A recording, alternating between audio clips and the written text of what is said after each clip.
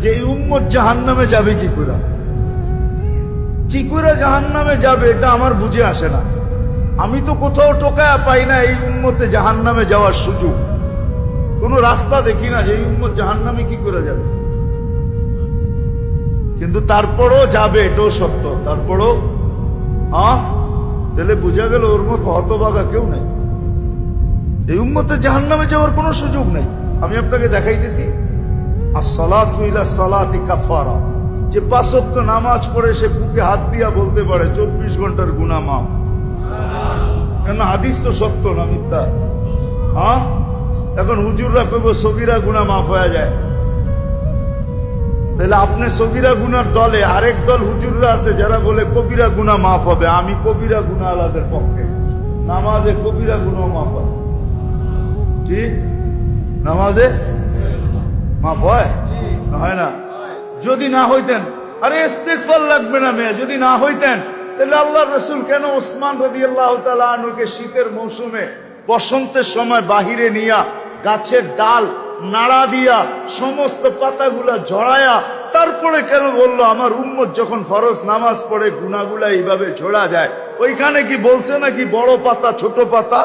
ওইখানে তো পাতা একটাও ছিল না, ঠিক না? আল্লাহর রাসূল বুঝেইছে কোনো গুনাহই থাকবে না। নামাজ নিজেই ইস্তেগফার। আবার ইস্তেগফার কি? নামাজ নিজেই ইস্তেগফার, নামাজ নিজেই জিকির। জিকির আছে কি? নামাজের চেয়ে বড়?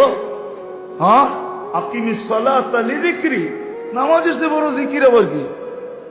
নামাজ নিজেই ইস্তেগফার, নামাজ নিজেই সুয়াশের অ্যাকশন না খালি। আপনি নামাজ চিনেন? যদি সুয়াশের না হইতো আল্লাহর রাসূল কেন বলতো ইদা সালুহা সালুহা সাইরুল আমাল? নামাজ ওকে, তোমার পরিপূর্ণ জীবনটা ওকে, সর্বলাইন ওকে, সর্বদিক ওকে। তাহলে নামাজের ভিতরে যদি ইস্তেগফার না থাকতো তাহলে এটা কি করে হইতো? সমস্ত বন্দেগীকে গ্রহণযোগ্যতা পাওয়ার জন্য নামাজকে গ্রহণযোগ্যতামূলক বানাইতে হবে। নামাজ ওকে, সব ওকে। তো যেটা বুঝাইতেছিলাম পূর্ণতা, 24 ঘন্টা যে 5 ওয়াক্ত নামাজ পড়লো ওর তো সব গুনাহ মাফ, ও দোজখে যায় কি করে?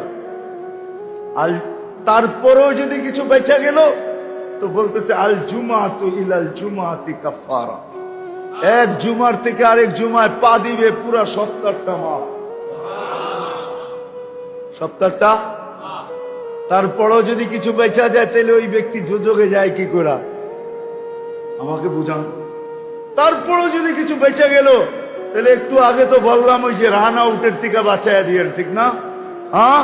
রমজানে পা দিতে দেরি, রমাদান ইলা রমাদান কাফারা, রমজান থেকে রমজানে পা দিতে দেরি, পুরা বৎসরের গুনাহ মাফ হইতে দেরি হয়। মাফ হইতে দেরি হয় কেন? মৌসুমে চলে আসছে, মৌসুমে। আমরা তো ভাবি না প্রত্যেক ইফতারির সময় আল্লাহ 70,000 লোককে জাহান্নাম থেকে মুক্তি দেন। আপনি মনে করবেন 70,000 মুক্তি পায় নাকি? হুজুররা কইব হাদিসে তো 70,000 আছে। আমি বলবো না, 70,000-এর চেরম এই প্রবাদ বাক্যটা সত্য। শিশুর পিতা ঘুমিয়ে আছে সব শিশুরই অন্তরে। আমিও বলবো 70,000-এর পিঠে আরো কয়েক 70,000 ঘুমায় আছে। কেমনে জানেন? এই 70,000 কিয়ামতের দিন উঠা দাঁড়াবে আর বলবে আল্লাহ অধিকার দিবে সুপারিশের। এরা দাঁড়াবে আর সুপারিশ করে কয়েক 70,000 নিয়ে যাবে, ঠিক না? যেমন আল্লাহর রাসূল বৈশা আছেন, তো জিবরিল আলাইহিস সালাম হাসতে হাসতে আসছে, বড় খুশি আজকে। আল্লাহ রাসূল জিজ্ঞাসা করছে এত খুশি কেন? বলছে সুসংবাদ নিয়ে আসছি, আপনিও খুশি হয়ে যাবেন। বলছে কি সুসংবাদ? 70,000 উম্মত আপনার হিসাব কিতাব ছাড়া জান্নাতে যাবে। তো শুনতে দেরি, চেহারা মলিন হইতে দেরি হয় না। তো জিবরিল আলাইহিস সালাম বললেন এটা কি? আপনি তো খুশি হওয়ার কথা, চেহারা মলিন হলো কেন? মাত্র 70,000, আমার সাহাবী তো 1,00,000। কিয়ামত পর্যন্ত উম্মতের কি হবে? এই জন্য চেহারা মলিন। আপনি কি নিতে রাজি না? নিতে রাজি না এই কথা বলতেছি না, কিন্তু ভাবতে হবে এটা বলতে পারি। ভাইবা দেখি নিব কি নিব না। তো পাশে ওমর রাদিয়াল্লাহু তাআলা আনহু বসা, বলছে ওমর নিব 70,000, বিনা হিসাব কিতাবে জান্নাতে যাবে। যেমন উস্তাদ তেমনই তো ছাত্র হয়, পীর যেমন মুরিদ তো এমনই হয়, ঠিক না? হ্যাঁ, কি বলেন? সঙ্গী ভালো হলে আমিও ভালো হব, এটাই তো সত্য। নাহলে কোরআন কেন বলবে কুনু মা'আস সাদিকিন? নেককারদের সাথে চলো, তুমিও নেক হয়ে যাবা, তুমিও নেক হয়ে যাবা। ভালোর লোকে চলো, ভালো হয়ে যাবা। প্রবাদ বাক্য এটাই সত্য। সৎ সঙ্গে স্বর্গবাস, অসৎ সঙ্গে সর্বনাশ, এটাই সত্য। সৎ সঙ্গে সর্বনাশ, সৎ সঙ্গে স্বর্গবাস, অসৎ সঙ্গে সর্বনাশ। তো বলছে ওমর নিব? না, 1,00,000 তো আমরাই। কিয়ামত পর্যন্ত মানুষের কি হবে? কি করব? ফেরত পাঠায় দেন, বলেন বাড়ায় নিয়ে আসতে। তো বলছে মশওয়ারা হয়ে গেছে, নিতে পারি না, আল্লাহকে বলো বাড়ায় দিতে। আল্লাহ আল্লাহ, ঠিক না? আল্লাহ আল্লাহ আল্লাহ আল্লাহ। হায় হায়, কার আল্লাহ কিরকম আমি জানি না, কিন্তু মুহাম্মদুর রাসূলুল্লাহর আল্লাহকে দেখলে অন্যরকম দেখা যায়। হায় হায়, আমি মনে হয় বুঝাইতে পারি না আপনাদেরকে। আপনি বলবেন পৃথক করলেন কেন? না, এটা পৃথক না, এটা অন্য জিনিস বুঝাইতে চাইতেছি। মুহাম্মদুর আম্মাজান নিজে বলছেন, আম্মাজান আয়েশা রাদিয়াল্লাহু তাআলা আনহা বলতেছেন, ইয়া রাসূলুল্লাহ, আপনার ইচ্ছায় আপনার আল্লাহ এত তাড়াতাড়ি করে কেন? বুখারীতে আছে, বুখারীতে। যারা বুখারী পড়ায় ওদেরকে জিজ্ঞেস করেন, আপনার আল্লাহ আপনার ইচ্ছায় এত তাড়াতাড়ি করে কেন? আপনার আল্লাহ আপনার ইচ্ছায় যদি আম্মাজান বলতে পারে, তাহলে আমিও বলতে পারি। কার আল্লাহ কিরকম এটা আমার বিষয় না, কিন্তু মুহাম্মদুর রাসূলুল্লাহর আল্লাহ মুহাম্মদুর রাসূলুল্লাহর সাথে অন্যরকম। সারাদিন বন্ধুর দিকে তাকায় থাকে, বন্ধু নারাজ করা যাবে না। হায় হায় হায় হায়। তো পাঠায় দিয়েছেন, জিবরিল আলাইহিস সালাম ফিরে আসছে। তো বলছে, জিবরিল কি খবর? আল্লাহ বলতেছেন বাড়ানো যাবে না, আপনাকেও নারাজ করা যাবে না। বাড়ানো যাবে না, আপনাকেও। আপনি বলবেন এটা আবার কি করে সম্ভব? বাড়াবে না আবার আপনাকে নারাজ করবে না, এটা সম্ভব কি করে? আল্লাহ পদ্ধতি দিয়া দিয়েছেন, বন্ধু বাড়ানো যাবে না, কিন্তু আপনাকেও নারাজ করা যাবে না। পদ্ধতি 70,000-এর প্রত্যেক ব্যক্তি 70,000 হাতে ধরে জান্নাতে নিয়ে যাবে। তাইলে কত যাবে হিসাব কিতাব ছাড়া জান্নাতে? কত? 490 কোটি উম্মত যাবে হিসাব কিতাব ছাড়া জান্নাতে। এই জন্যই বলতেছিলাম, প্রতিদিন ইফতারের সমাজে 70,000 আল্লাহ জাহান্নাম থেকে মুক্তি দেন। 70,000 দেন না, ওদের পিঠের ভিতরেও আরো কয়েক 70,000 এরকম লুকানো আছে, ওটি সহ কিয়ামতের দিন যাবে ইনশাআল্লাহ। মৌসুম দিছিলেন, মৌসুম দিছিলেন, যেখান থেকে প্রথমে ছিলাম আবার চলে যেতেছি। লক্তা লম্বা হয়ে গেছে অনেক দূর। যে দৈনন্দিনের প্রয়োজনের জিনিস যারা বিক্রি করে, তারা জানে যে সারা বছর আমি দৌড়ায় পারবো না, ইবাদত বন্দেগী দিয়ে বাড়তে পারবো না, আমি তো সহানুভূতি দিয়েই জান্নাত লেখাবো। মৌসুম ছিল আমাদেরকে আকর্ষণের পাত্র বানানোর জন্য। রমজান মৌসুম, ভরা মৌসুম, ভরা মৌসুম। এক একজনরে এক এক দিক দিয়া দিছেন। আপনি মনে করেন কেমন মৌসুম, কেমন আকর্ষণের পাত্র বানানোর জন্য আল্লাহ আল্লাহর রাসূল কতটুকু নিচে চলে আসছেন, কতটুকু নিচে। যদি আপনি ভাবেন তাহলে বুঝবেন। আল্লাহর রাসূল বলছে, যে কাউকে পেট ভরা রোজার দিন খাওয়াবে, তাকে আল্লাহ জান্নাত লেখা দিবে, জাহান্নাম থেকে মুক্তি দিবে, গুনাহ মাফ করবে। তো সাহাবা আয়েশা বলছে, ইয়া রাসূলুল্লাহ, পেট ভরা আমরাই তো খাইতে পাই না, কারে খাওয়াবো? আমরাই তো খাইতে পাই না, কাকে কোত্থেকে খাওয়াবো? তা আল্লাহ রসুল বলছে, আচ্ছা তাইলে যদি তুমি 1 গ্লাস দুধ খাওয়াও। বলছে এটাও তো সবসময় হয়ে ওঠে না। তাইলে একটা খেজুর, এটাও তো হয়ে ওঠে না। তো নামতে নামতে নামতে নামতে সুরবাতু মা আসছেন। সুরবাতু মা, 1 গোট পানি যে রোজাদারকে পান করাবে, 1 গোট পানি পান করাবে, 1 গোট পানি। এটা কিন্তু বাবার বিষয়।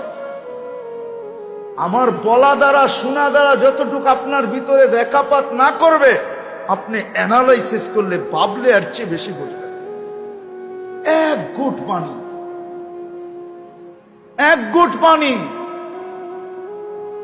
হুজুররা ওয়াজ করে, পদ্ধতি বলে না, হুজুররা ওয়াজ করে যে রোজা কবুল হওয়ার জন্য হালাল ইফতার কি শর্ত, ঠিক না?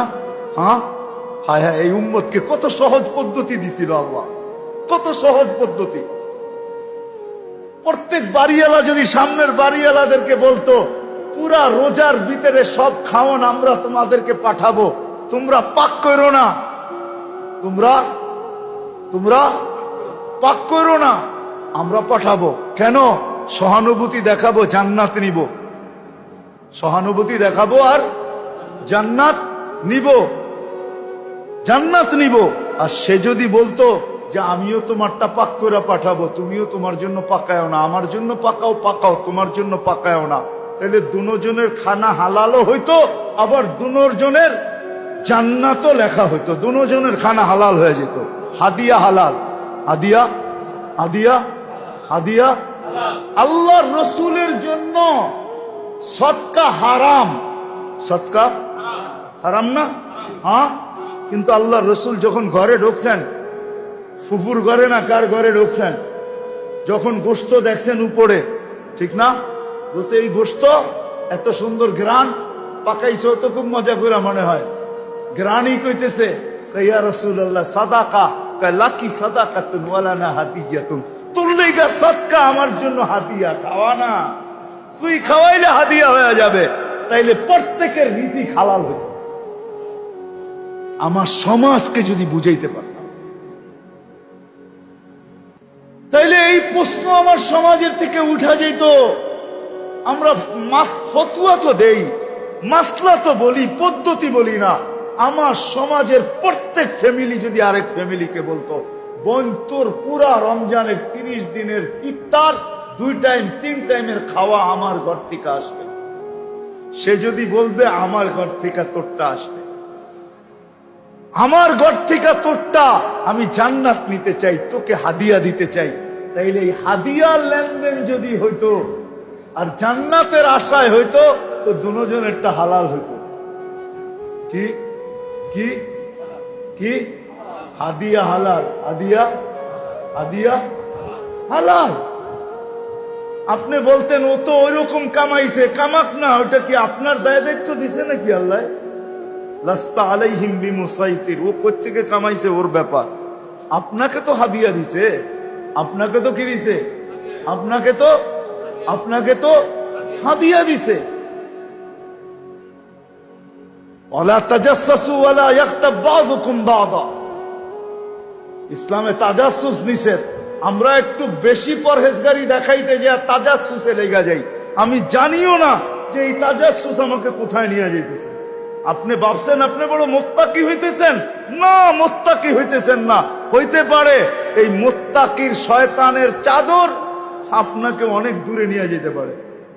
নিজেকে বড় মুত্তাকি ভাইবেন না যে আমি তাকওয়া তাহকিক করি। তাহকিক করতে করতে করতে কারো পর্দা ফাঁস করে ফেলছেন আপনি। কোন মুসলমানের পর্দা ফাঁস করার অনুমতি আল্লাহ আপনাকে দেয় নাই, অনুমতি আপনাকে আল্লাহ দেয় নাই, আপনাকে দেয় নাই। আমরা দেখি তো সমাজের অনেক ক্লিপ দেখি, অনেক বয়ান দেখি, অনেক কথা শুনি, মাঝে মাঝে বড় দুঃখ লাগে, এত সংকীর্ণ মনা কেন?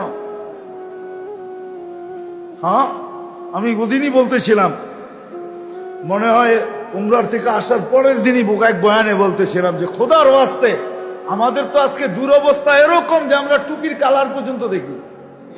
হ্যাঁ, টুপির কালার দেখা ছাড়েন, কাঠ টুপি উঁচা কাঠ টুপি নিচা দেখা ছাড়েন, উম্মতকে এক ভাবেন এক। বিশ্বাস হয় না? তাইলে আমি আপনাদেরকে এমন ব্যক্তির রেফারেন্স দিব যার উপরে ব্যক্তিত্ব নাই। শাইখুল হিন্দ মাহমুদুল হাসান রহমতুল্লাহ আলাইহির বয়ান পড়া দেখেন, শুনা দেখেন। মাল্টার জেলখানার থেকে যেদিন উনি ফিরে আসছেন, ওই দিন সারা ভারতের ওলামারা দারুল উলুম দেওবন্দে জমা হয়েছিলেন। ওই দিন যে বয়ান উনি দিয়েছেন, ওই বয়ান আপনি পড়া দেখেন, তারপরে আপনি বুঝবেন আপনি কে, আপনি কতটুক বড় মুত্তাকি আর পরেজগার, আপনি কতটুক বড় তাকওয়াওয়ালা। ওই বয়ান শুনেন। যেদিন মাল্টার জেলের থেকে আসার পরে দারুল উলুম দেওবন্দে ভারতের সব ওলামারা জমা হয়েছেন, কিন্তু উনি সমস্ত ওলামাদের কি ভারতের কোনার উপরে ওস্তাদ মাত্র দুইজন। কয়জন? তিনজন। রশিদ আহমদ গঙ্গুহি, কাসেম নানতবি, মোল্লা মাহমুদ। এছাড়া কোনো ওস্তাদ ওনার নাই। তিনজন ওস্তাদে মিলে একজন ওস্তাদ। সারা ভারতবর্ষের কিয়ামতের সকাল পর্যন্ত ওলামায়ে দেওবন্দের যত ওস্তাদ আসবে সবাই ওস্তাদ শাইখুল হিন্দ মাহমুদুল হাসান রহমতুল্লাহ আলাইহি। ওনার ওই দিনের বয়ান শোনেন। না পাইলে আমার কাছে যায় না, আমি বয়ান শোনায় দিব আপনাদেরকে। না পাইলে আমার কাছে যায় না, আমি বয়ান শোনায় দিব উনি কি শুনাইছে। উম্মত মানা। তো যেটা বলতেছিলাম মেরে দোস্ত, আসেন আসেন নিজেকে আকর্ষণের পাত্র বানান। সৃষ্টির কাছে, স্রষ্টার কাছে, আল্লাহর রসুলের কাছে। সারা বৎসর দৌড়াইয়া পারবেন না, আমিও জানি। যাই আছে, ঝামেলা আছে, কাজ আছে, কাম আছে, অফিস আছে, আদালত আছে, ক্ষেত আছে, খামার আছে, মেইল আছে, ফ্যাক্টরি আছে, দোকান আছে, পাট আছে, হাট আছে, বাজার আছে, রোড আছে, ঘাট আছে, ঘর আছে, বাড়ি আছে। সারা বৎসরে দৌড়াই আপনি পারবেন না। এই জন্য রমজান এক মৌসুম দিছেন যে তুমি অতীত বৎসরের যত পূর্ণতা অপূর্ণতাকে পূর্ণ করতে চাও, অতীত বৎসরের শূন্যতাকে দূর করতে চাও, অতীত বৎসরের যত কমি খামি হয়েছে এটাকে পুরা করতে চাও। শুধু অতীত বৎসরের না, হিসাব করলে দেখা যায় 89 বৎসর 2 মাস। এক রমজান পুরা করা যায় 89 বৎসর 2 মাস। আরেকটাই গেলে আর আপনারা বুঝবেন না, ওইটা তাসালসুল লাজেম হয়ে যাবে। আর হুজুররা ফতোয়া দিবে তাসালসুল জায়েজ নেই। কেননা 89 বৎসরের ভিতরে তো আবার 89 বৎসর আছে, ঠিক না? কি 89 বৎসরে আবার রমজান আছে না একটা করে? তো এটা হিসাব করলে কোন জায়গায় ঠেকবে যায়, ঠিক না? কি করেন? কোন জায়গায় ঠেকবে, ঠিক না? কোন জায়গায় ঠেকবে? এই জন্যই তো কিতাবে এক জায়গায় পাওয়া যায় যে এই উম্মতকেই কাউকে কাউকে আল্লাহ বলবে যে যা দিলাম খুশি কিনা। কেননা জানে তাসালসুল টানতে গেলে ও আবার বইলা বসে কিনা যে আমাকে তো এতটি দিতে হবে। এই জন্য আল্লাহ একজনকে বলবে জান্নাতে যাওয়ার পরে যে কি চাস, তো বলবে আল্লাহ দুনিয়াটা যেদিন বানাইছেন আর যেদিন ধ্বংস করছেন, আর মানুষ তার বিবেক, বুদ্ধি, বিদ্যা, মেধা, শ্রম সবকিছু ব্যয় করে দুনিয়াটা যতটুকু উন্নত করছিল, হাইলাইট করছিল, আবাদ করছিল, এই পুরাটা আমি চাই। পুরাটা পুরাটা পুরাটা আমি চাই। কেন মনের ভিতরে তো ক্ষোভ আপনারও আছে, ঠিক না? নাই বলা দিব দু একটা। মাঝে মাঝে কিছু বাংলো সাংলো দেখলে মনের ভিতরে আশা জাগে না, আল্লাহ ওরে এরম বাংলো দিল, আমারে দিল না, ঠিক না? কি মনের ভিতরে আসে না? না আসে? কিছু বাড়ি কথা তো মনেই আসে, ঠিক না? আপনিও তো ভাবেন যদি হোয়াইট হাউসে এক রাত্রে থাকতে পারতাম, ঠিক না? কি বলেন? কিছু প্লেস আছে না দুনিয়ায় দেখলে মনে হয় যে যদি এক রাত্র ঘুমাইতে পারতাম, ঠিক না? কি বলেন? হ্যাঁ, আশা আকাঙ্ক্ষা তো আছে। তো ও চাবে, আল্লাহ হাসবে আর বলবে মা সালতানি লাকা হাক্কুন, বেউকুব, কি চাইলি? যেটা পাও না ওইটাও তো চাস না, এটা কি চাইলি? তা আল্লাহ বলবে, যা, এটা তো তোকে দিলামই, আরো নতুন 10 গুণ দিলাম। কি কি? কেন নতুন 10 গুণ যদি না দেন তাহলে তুলনা হবে না। এখন ওই দুনিয়া পায়া আর যে 10 গুণ পাইছে ওইটা দেখবে আর দুনিয়া দেখবে, তো ডেলি 100 বার থুতু মারবে, কইব চাইলাম কি, আল্লাহ দিল কি? চাইলাম কি? মারপেটেও তো খাইছি আমরা, না খাই না? হ্যাঁ, কি খাইছি না? কিন্তু ওই খাওয়ানটা যদি এখন 10 লাখ টাকার 10টা বান্ডেল আর ওই খাওয়ানটা একটা প্লেটে আপনাকে দেই, খাবেন? হ্যাঁ, মনে হয় না মানসিকতা ঠিক থাকলে খাবে। কেউ খাইতেও পারে, রুচি নষ্ট হয়ে গেলে কি যা হয় আর কি, খাইতেও তো পারে, ঠিক না? হ্যাঁ, যখন ঘুষ খাইতে পারে তো এটাও খাইতে পারে, ঠিক না? যখন সুদ খাইতে পারে তো এটাও খাইতে পারে, ঠিক না? কি বলেন? হ্যাঁ, কি বলেন? অনেকেই তো খায়, তো ওগুলা খাইতে পারলে এটাও খাইতে পারে। কিন্তু আসলে রুচি যার ঠিক আছে ও বলবে রাখ তোর টাকা। মানুষ হইয়া এটা জিব্বা লাগায় কি করে? মার পেটেও তো খাইতেছিলে, ঠিক না? তো সত্য এটাই, জান্নাতে যাওয়ার পরে মেরে দোস্ত দুনিয়ার দিকে দেখবে আর থুতু মারবে। এক ভরা মৌসুম দিছে না, এক ঘুট পানি দিয়া জান্নাত নেওয়া যায়, নিজেকে জাহান্নাম থেকে মুক্ত করা যায়, নিজের গুনাহকে মাফ করানো যায় এক ঘুট পানি দিয়া। যদি আমার জাতি বুঝতো তাহলে আমার মনে হয় প্রত্যেক ব্যক্তি ইফতার করতো তো পরে সবাই নিজের বাড়ির সামনে দাঁড়ায় থাকতো। কিসের জন্য? যে দেখি আজান লগ্নে কাউকে পাই কিনা, ওকে এক ঘুট পানি দিয়া, একটা খেজুর দিয়া, একটা কি বলে এটাকে, বেগুনি দিয়া, একটা আলুর চপ দিয়া, একটা পেঁয়াজু দিয়া ওর রোজাটা খোলাইতে পারি কিনা। যদি খোলাইতে পারি আর খুলতে দেরি, আমার জান্নাত মিলতে দেরি হবে। ওইখানে তো আল্লাহর রাসূল বলেন না পুরা মাস খাওয়াইতে হবে, একদিন হইল। কিন্তু আসল চিত্র কোনটা? জান ইফতার তো ঘরে বসে করেন, রাস্তায় দেখেন, রাস্তায় আজান লগ্নে দেখেন কত হাজার না লক্ষ মানুষ ঢাকা শহরে, কেউ বাসে বসে আছে, কেউ রিক্সায় বসে আছে, পানি পর্যন্ত দিয়ে ইফতার করার সুযোগ হয় না। আমার জাতি যদি বুঝতো, তো যাদের বাড়ির সামনে দিয়ে রাস্তা আছে ওরা সবাই রাস্তায় যায় ইফতারির 10 মিনিট আগে দাঁড়ায় যেত, আর যেই গাড়ি যায় হাত থামায় বলতো রোজা থাম, শুধু খুইলা যা, বেশি কিছু লাগবে না, পায়ে ধরে ধরে খোলাইতো। যদি আমার জাতি বুঝতো, আমিও বুঝাইতে পারি না জাতি কোত্থেকে বোঝে। এই জন্য আসেন, কথা শুরু এইখান থেকেই ছিল, দিনই কথা যত ধ্যান খেয়াল একাগ্র চিত্তে শুনব তত বেশি দিলে গাঁদবে, আর দিলে যখন গাঁদবে আমলের দ্বারা আকর্ষিত। মৌসুম যেরকম ফলকে ফলায়, ফুলকে ফোটায়, রমজান এক মৌসুম প্রত্যেক ব্যক্তিকে আল্লাহর কাছে, জান্নাতের কাছে আকর্ষণের পাত্র বানানোর জন্য।